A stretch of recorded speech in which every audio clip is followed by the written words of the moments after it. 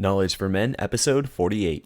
Welcome to knowledgeformen.com, where boys turn into men, where men turn into leaders, into lions, the ferocious few who stand strong, a place where you grow to become the man you were born to be. It's time to take massive action towards the life you want. Get the health, get the relationships, business, and career you've always dreamed of. Achieve a level of success and happiness that you've been searching for so many years. Life has given you enough, and it's time to take a stand and take full control of your life. Stand with us as we interview the most inspiring and successful leaders to give you real-world advice to crush life and awaken the sleeping giant inside of you.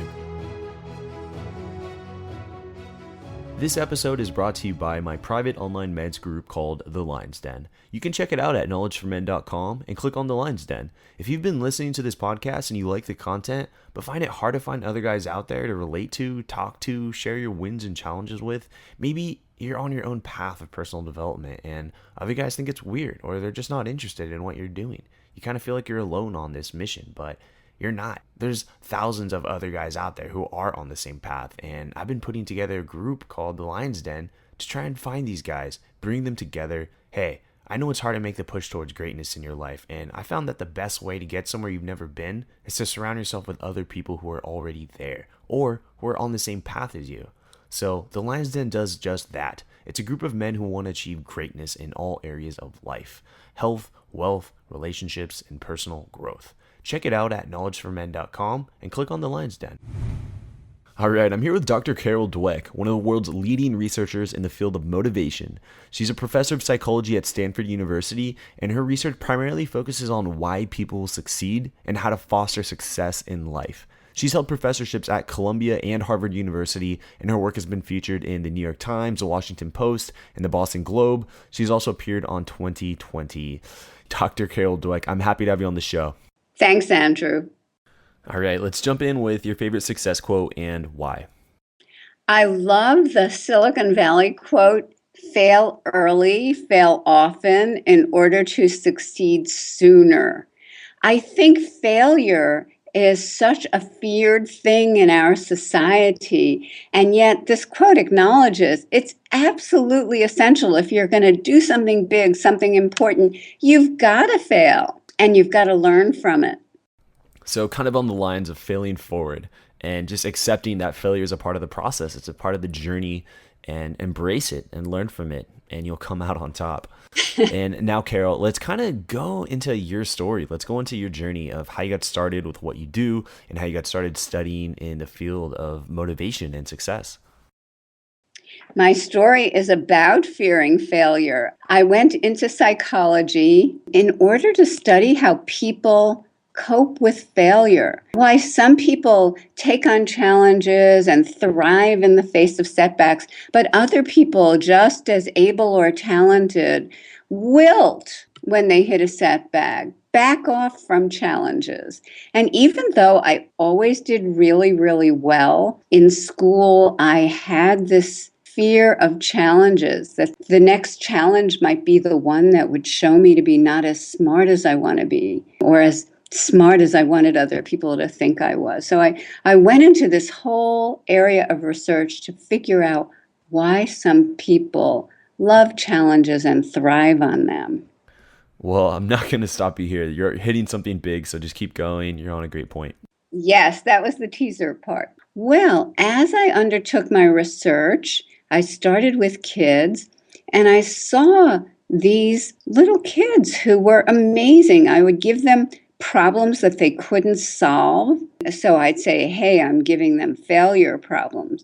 But some of them reacted in what I thought were very strange ways. One of them, 10-year-old boy, rubbed his hands together, smacked his lips, and said, I love a challenge. I thought, what is he loving? Failing? And another 10-year-old looked up at me and said, I was hoping this would be informative. And I thought, what planet are they from? A very different planet from the one that I lived on, where failure was kind of an indictment of your abilities. They were seeing it as an opportunity to grow their abilities. And so I like to say, if I have ever had role models in life, it was these kids, that they not only cope with challenges or setbacks, they relished them and they grew from them, which was something I absolutely did not know how to do yet. In fact, even in graduate school, I heard that a professor I admired thought I was really smart, so I stayed away from him because I thought, well, I have what I want. I have my positive judgment. I don't want to say or do anything that could contradict it and cause me to lose that positive judgment. So I saw that I had a long way to go in terms of taking on challenges, relishing setbacks, and learning from them. And Carol, what other obstacles have you encountered as well, and how did that lead to some of your research that you do now?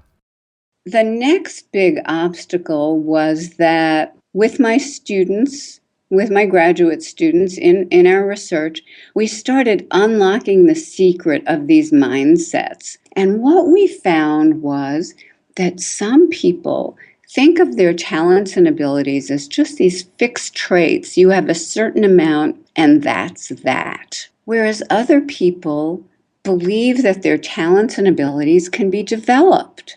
It's not that they think everyone's the same or anyone can be Einstein, but they believe that these talents and abilities can be developed over time through hard work, good strategies, good instruction. And we saw that it was these people with what we call a growth mindset that were the ones that were choosing the hard tasks, sticking to it, and doing better in our studies and doing better in school over time.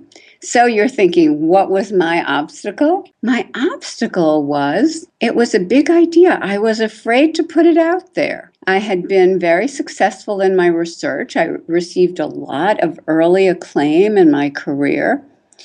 And I was afraid to come out with something that was radically new that people wouldn't accept or might not accept. So afraid of failure, or Yes. afraid of the fact that you might not succeed, or your work wouldn't be accepted? Both. Afraid of stepping down off my pedestal to really try something new. It felt really, really risky. Did you kind of feel like you were putting your career on the line when you were doing this? Yes, I felt I was putting my career on the line. I felt that I was putting myself on the line, my talents on the line. I felt that I was putting everything on the line. So then what kept you going, and what really helped, what made you publish? Well, first of all, when you're studying the growth mindset, you have to act according to it, whether it's terrifying you or not. If you're the person discovering a growth mindset, can you sit there in a fixed mindset? The answer is no. But another, maybe deeper answer to that question is this. Ultimately, I saw it as a matter of life and death. More figuratively, not literally, but if you don't go where your ideas take you, if you don't stretch, if you don't take that risk, you're not growing, you're not living. You're relegating your mind to the dust heap. You're relegating your spirit you're making your spirit into a couch potato. So you absolutely have to do it. And at that time, I really vowed to myself that I would never not do something because I was afraid of it, if I thought it was important or if I thought it was good for me. And I think so many of us let fear kill us, constrain us, stagnate us. And we need to fight through it and do what's going to help us grow. So that's what I did. I put it out there. It wasn't accepted right away, but over time, it's become very important and influential, not just in my field, but also in the world. Many schools have transformed themselves in terms of growth mindset principles and practices. Corporations are doing that. Sports teams are doing that. The Miami Heat lives by the growth mindset. There's a Changing the NBA. Yeah, there's a YouTube by Bud Spolstra, the coach of the Heat, explaining the fixed mindset and the growth mindset. And I just want to clarify and make sure the audience understands just as well as we do. Can you explain the growth mindset and what the fixed mindset is Yes. as well, and how this can benefit us? Yes. The fixed mindset, which I definitely had going into this, is the idea that your abilities are fixed. There are smart people and there are not smart people. There are talented people, there are not talented people. And everything you do measures you. What we find is that people in a fixed mindset say they don't want challenges. They want something where they're sure they can look smart because they might be measured. They say that effort measures them. If you have to work hard at something, you're not good at it. If you were really good at it, you wouldn't have to work so hard. So effort measures them. And then they say mistakes and setbacks measure them. Tell them about their abilities and their limitations. We find that this is a mindset that really, really limits people. But other people tend to be in more of a growth mindset. And that's the idea that your talents and abilities can be developed. Maybe some people are better than other people at some point at something, or learn more quickly than other people at some point at something, but everybody can learn and grow, and we don't know how far you can learn and grow. We have no idea what our potential is before we get in and commit. In a fixed mindset, you'd rather sit there with your potential and think you're really smart than really get out there and realize your potential. In a fixed mindset, people tell us that they are intimidated and demotivated by role models. If they see someone who's more successful than they are, they get discouraged. I'm not that person. I'm not that kind of person. I don't have that kind of talent. But in a growth mindset, when they see a successful role model, they think, wow, it can be done. Maybe I can learn from that person how to get there. We also have a whole line of research showing that praising people's talent and intelligence backfires. It puts them into a fixed mindset and makes them afraid of challenge, makes them wilt in the face of setbacks.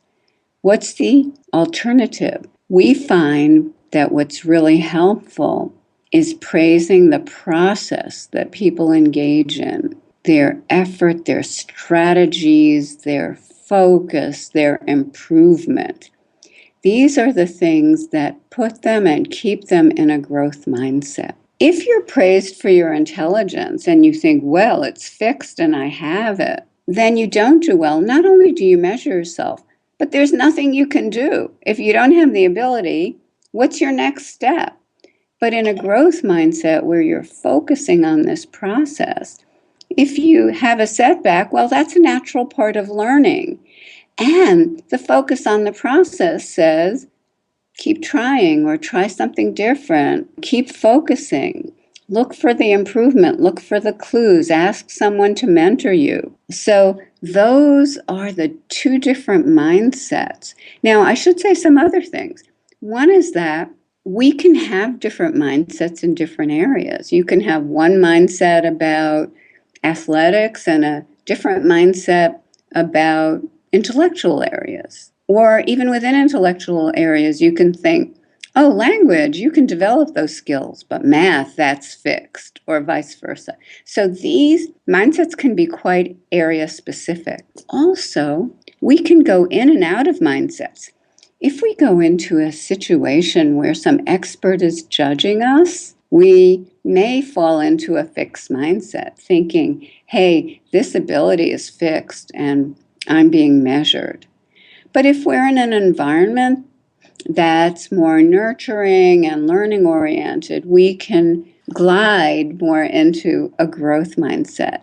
And the most important thing to keep in mind is these mindsets can be changed. In many studies now, we've shown that people can be taught a growth mindset. They can learn about the brain and its tremendous plasticity, its ability to grow and reorganize with learning. We teach them that every time they go out of their comfort zone and do really hard things and stick to them, the neurons in their brain form new and stronger connections, and over time, they can get smarter.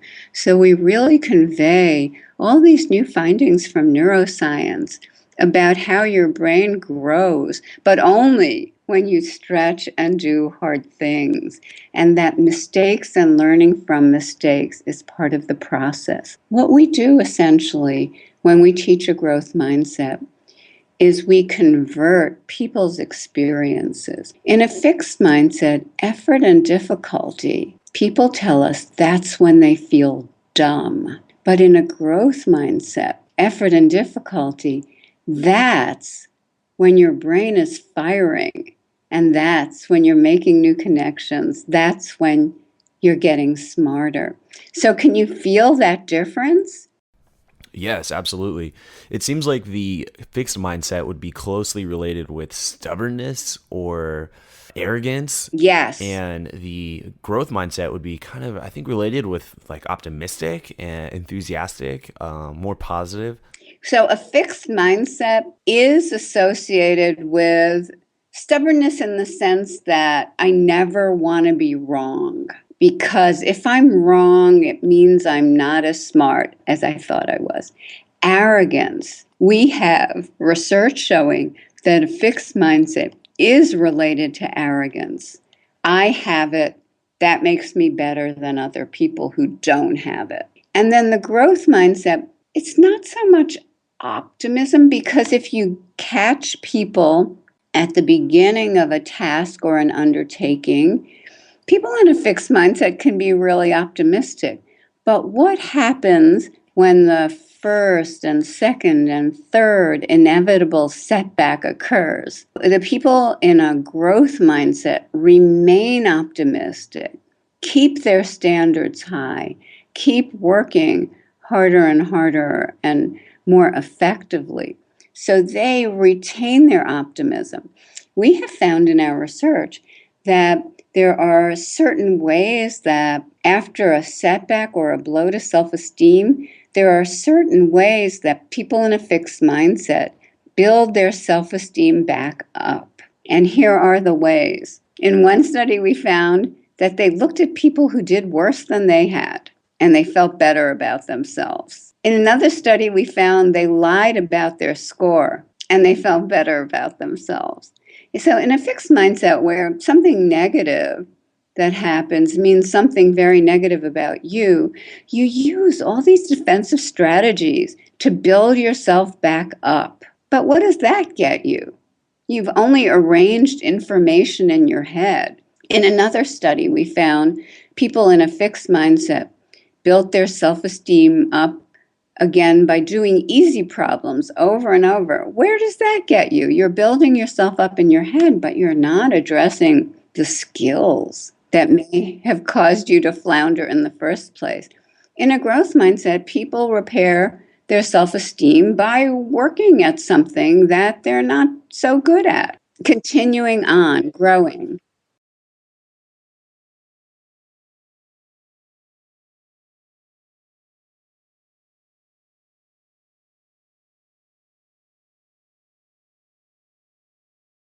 Yes, I think Winston Churchill had a really, really growth mindset. He wanted people to give him all of the negative information they could during the war, so that when he went to sleep, he knew what was the worst thing that was going on and he could grapple with it. He didn't want an unrealistically positive view of things and then kind of wake up in the morning and find that the world had fallen apart. So that's one person with a growth mindset. Thomas Edison, it is said he had 1,000 failures on his way to inventing the light bulb, and each one was something he learned from. I met a world-class rower recently who said she never took a stroke of the oar that she didn't learn something from. So it's wanting to understand what you need to do to succeed. And it's a learning, it's wanting the negative information that you can really learn from, benefit from. Wow, those are good examples. And how about with the fixed mindset? Well, in my book, I give examples of fixed mindset athletes and fixed mindset business leaders as well. One fixed mindset business leader was Lee Iacocca, who is in so many ways a wonderful man and has gone on to really do great things for charities and causes. But when he was heading the auto companies, he was more concerned with his image and his perks and his status than he was with what was going wrong with the company. He also felt threatened by the team underneath him if some of them seemed really talented and had great ideas that weren't his. So he often kind of shunted aside people who seemed really promising because they might overshadow him or take his place. This is how he kind of paved the way for ultimately disastrous results, as when the Japanese auto companies really overtook us. It didn't have to be that way, but when you have leaders who don't want to see what's wrong, then it's not a recipe for staying out front. And when I'm thinking about other business leaders and managers, I immediately think of Steve Jobs. I was actually just finishing up his bio for the second time, and he did have that reality distortion. And I'm wondering, where does Steve Jobs fit in the growth or fixed mindset? I mean, this reality distortion made it so that he thought he could complete things and get these deadlines done in times that his whole team thought was just insane, and they thought it was impossible. But many times they did hit those deadlines. So where do you see Steve Jobs with fixed mindset or the growth mindset? Steve Jobs is complicated. Maybe we should just not. I do think he had a growth mindset about himself. He was constantly learning, but I think he had a fixed mindset about other people. Yeah. And okay. Wasn't very, very patient with them. He did have distortions of reality in that there were some things that he did not want to see. But I think he just kept pushing forward in what ended up being very innovative and productive ways that are often characteristic of a growth mindset. Absolutely. And what would be your key piece of advice on developing that growth mindset? It seems like this is the mindset you want to have, obviously, and this is where you're going to unlock your full potential, and it's where you're going to see the most results. Yes, we've seen this in every area: business, education, sports. And we even now are studying companies that have more of a fixed and growth mindset, and finding that the companies that embody more of a growth mindset seem to be supporting innovation and appropriate risk taking more than other companies. But let's get back to the most important person, you. How would you move more toward a growth mindset? The first thing is to just listen for that fixed mindset voice in your head. It's there in all of us, but the first step is just hear it. When you're about to do something or considering doing something difficult or risky, do you hear a voice that says, don't do it? You might look stupid. You might not be good at it. Play it safe. Do something you know you're good at. Does that sound familiar? So just stay open to that voice.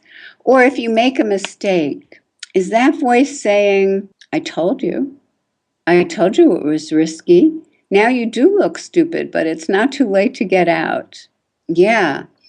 Even in a relationship, you could be having these fixed mindset thoughts. You could think, is this relationship fixed and meant to be versus is it something that will develop through growth and working on problems? Anyway, the first step is don't judge it, just listen to that voice. It is there and you will hear it. Maybe for a week or so, just listen to it. Let it speak. And then eventually start talking back to it with a growth mindset. For example, you say back, hey, if I don't do this hard thing, I'll never grow. I'll never experience the joy of getting better and better in that area. You hit an obstacle. Of course I hit an obstacle. It's inevitable. It's part of the process. I just need to try a new strategy now. When you see someone more accomplished than you, and the fixed mindset voice says, well, I guess that means you're a loser, you don't have it.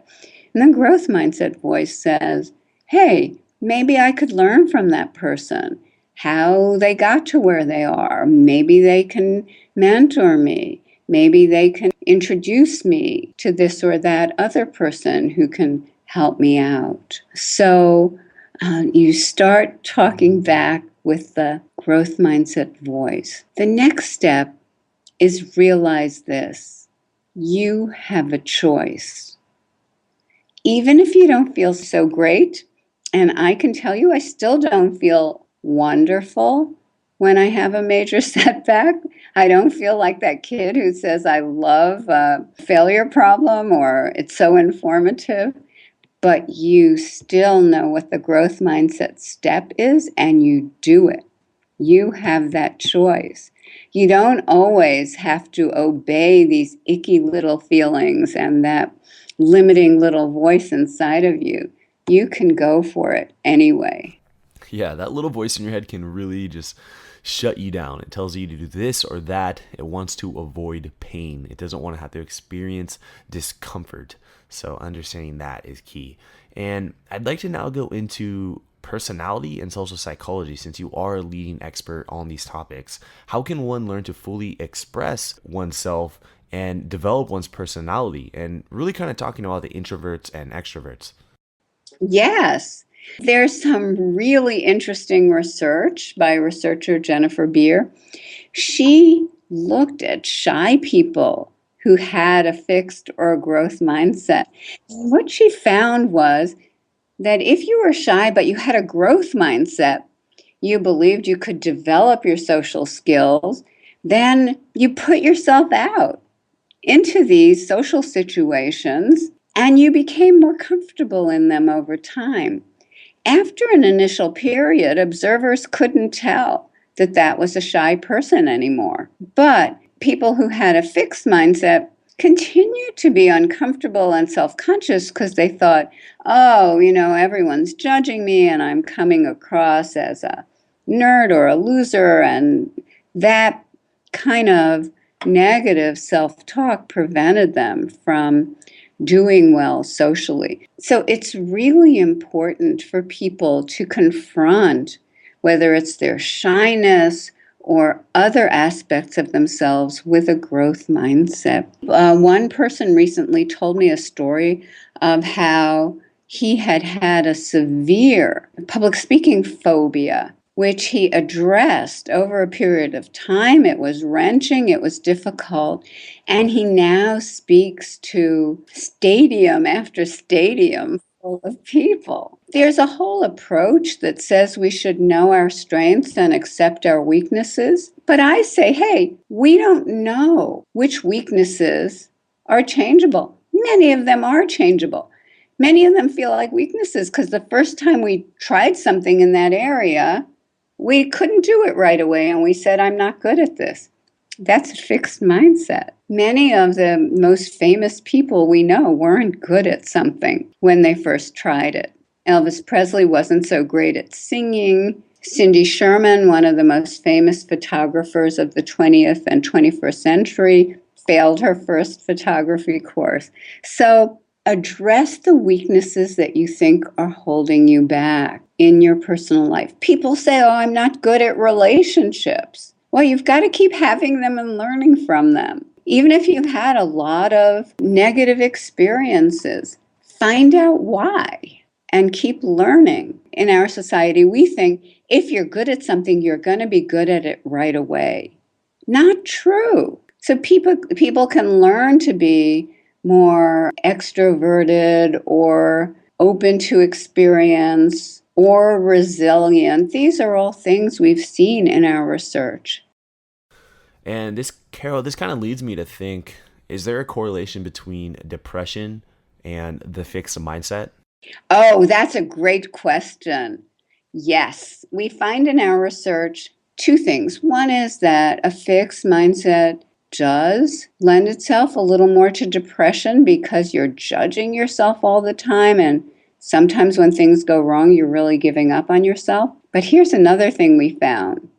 We studied a big group of college students, and we found both fixed and growth mindset students who were depressed at a certain point, because almost everyone in college gets depressed at a certain point. Here's the difference. We found that when students with a growth mindset got depressed, they remained very active. They forced themselves out of bed in the morning. They groomed themselves. They made sure they went to class. They made sure they went out with their friends. And so this probably got them through their depression more quickly. And when they felt better, their whole life was there. They were still depressed at the initial point. They felt miserable, but it spurred them to problem solve and work hard and keep their lives intact. What we found was that when people in a fixed mindset got depressed, well, as I told you, they don't like effort in the first place. So when they were depressed, they tended to let things go. They let their chores go. They let some of their schoolwork go. They might have withdrawn from some of their social relationships. And this is the kind of thing that would both prolong a depression, and even if you snapped out of it, you're in a hole now. You haven't kept up with your classwork, haven't kept up with your life. I like that. And I want to pinpoint when you said, continue going out with your friends, continue getting up in the morning, doing the things that a normal, healthy person would do, right?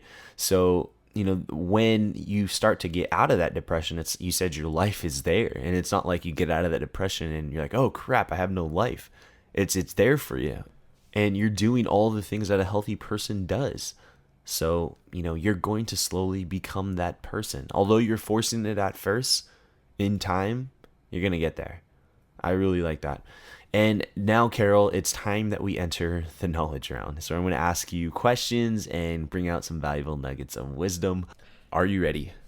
I'm ready. Nuggets are ready. All right, I want to give you more details about the Lion's Den. It's a private Facebook group where you post your goals in health, wealth, relationships, and personal growth. The guys hold you accountable, and you have a place where you can get instant feedback from other high-performing men from around the world. You can get more details at knowledgeformen.com and click on the Lion's Den. There's men's coaches in there, there's dating coaches, fitness coaches, millionaires, guys with startups, guys who just graduated college and are happy to be surrounded by so many guys just making it happen for themselves. There's fathers in there, military personnel, and just all walks of life from all over the world. 70 guys strong right now and growing every day. But the one thing that we all have in common is that we just want to achieve greatness. We want to push ourselves. We want to challenge ourselves. We want to really just become the men we want to become and do it not alone. We don't want to do this journey, take this path alone. We want to do it together with other men. And that's what I find so powerful about this group. We also do monthly Google Hangouts, which is sort of like an online meetup with about 12 guys in each hangout. So you can meet all these guys and build stronger relationships with other high-performing men. And there's also a structure to each hangout. Guys, this group only costs $19 a month for a limited time. You can get more details and you can set up a consultation with me at knowledgeformen.com and click on the Lion's Den and get started from there. Welcome to the Knowledge Round, where the guests will be asked rapid-fire questions to give the audience invaluable pieces of wisdom to help transform their lives. Starting in 3, 2, 1, showtime. All right, Carol, what advice would you give to someone who's feeling lost or unsure of their purpose? I think that's so important. So many of us often feel lost or unsure of purpose. And the best thing is, do something. We have this idea of finding your passion as though it's going to come find you and strike you and sweep you off your feet. I asked my Stanford students this. They said, yes, I'm going to find it. It's going to sweep me off my feet and everything will be wonderful thereafter. But more often, that could happen. But more often, passions are developed, interests are developed. Do something you think you might like a little bit. Commit to it. Find your niche in that area. Develop something that seems interesting. That's the only way to get out of the doldrums. Commit to something. Do it. If you don't like it, you can try something else. But your passion is not going to come find you on the couch. It's not going to necessarily hit you in the face. May not feel like your passion. I thought psychology was interesting. I thought, hey, this is an area where I can find my niche, find a problem that is of interest to me. And eventually I found something I was tremendously passionate about, but I constructed it. It didn't come find me. You had to make it happen for yourself. I like that and respect that. And now, Carol, I have a scenario for you. Imagine you had 60 seconds with your 20-year-old self. What would you tell her to do and not to do? Well, that's really interesting because looking back, I would not change one thing in my life because I love where it's all taken me. Even a lot of my bad habits have informed my work. You have the growth mindset, obviously. But if I were really to do it again, I would take advantage of so many experiences and opportunities. I was maybe too much a person who laid back and observed the world, and maybe that has served me well in that it's fed my psychological insights. But I would just take on many more interesting experiences. For example, students who come and say, can I work in your lab? Or students who come and say, go around asking for things or asking to be part of things. So much more happens for them. I'd be more proactive like that if I started over. And Carol, what's one underrated characteristic that you believe every person should work on? And if they did, they would see massive results. Ooh, underrated. I don't think this is a skill, but this is more of a perspective, a stance, an attitude. And it's the idea that everyone has something to teach you. If you approach the world in that way, so it's not that everyone is a tool for your use or everyone is a reflection of your potential reflection of your greatness or everyone is, there for you. It's sort of everyone has skills and knowledge that you can appreciate and learn from. I think that creates a much more respectful stance toward people in our world. I like that. And Carol, if you could offer a recent college graduate one piece of advice, what would that be? Go for it. Find something to commit yourself to stick to learn from. And it will take you amazing places. All right. Very simple. And, there's a lot of wisdom in the simplicity of what you just said. Well, now, Carol, let's go into what is your philosophy on life and success? I want to reach the end of my life and look back and say, I did everything in my power to develop as far as I could. I did everything in my power to make myself into the person I want to be in my work and in my relationships. All right. And Carol, that's going to conclude the knowledge round. So let's go into what's exciting you today. What are you currently working on? We have so much exciting work going on. We're working on peace in the Middle East.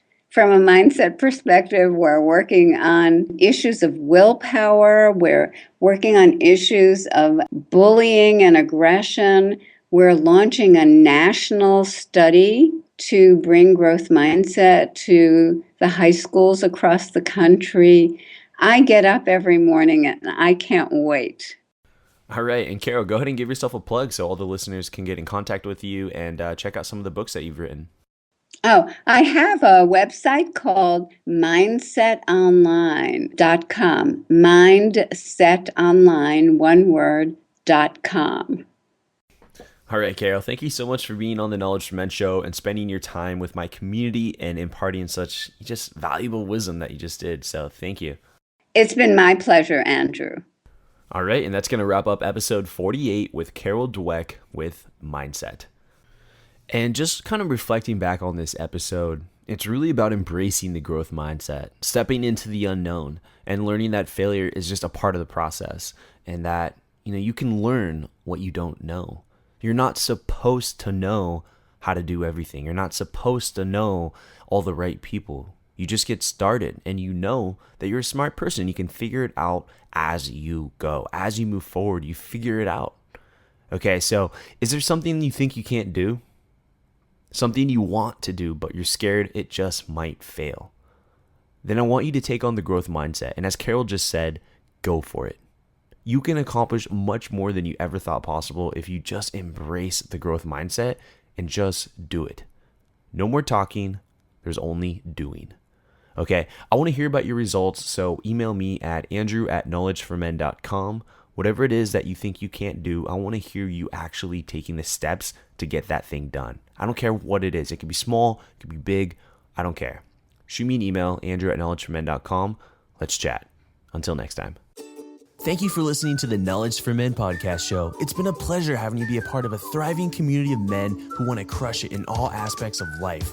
I'm on a mission here to inspire millions of guys, and with your help, we're going to make a dent in the universe. Check out knowledgeformen.com for a ton of free content that's designed to help you live a remarkable life. Again, that's knowledgeformen.com. I hope to see you there. And always remember, 2014 is the official year of the crush, where we take action to get the life we've always dreamed of. This is your host, Andrew Farabee, and until next time, let's do it.